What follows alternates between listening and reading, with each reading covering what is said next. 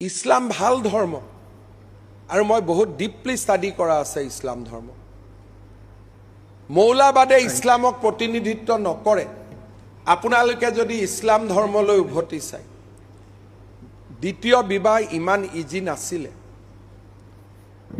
বিশ্বনবী হজৰত মহম্মদে দি থৈ যোৱা যদি নিয়ম পঢ়ে, ইছলামত দ্বিতীয় বিবাহ কেতিয়া হয়? যেতিয়া মানুহজনে আল্লাহ তাল্লাহৰ ওচৰত প্ৰমিছ কৰে যে মই দুইজন পত্নীক সমান চকুৰে চাম। নতুন বিয়া কৰাৰ আগতে প্ৰথম গৰাকী পত্নীৰ অনুমতি ল'ব লাগিব আৰু অনুমতি লওঁতে ক'ব লাগিব যে মই সমান চকুৰে চাম।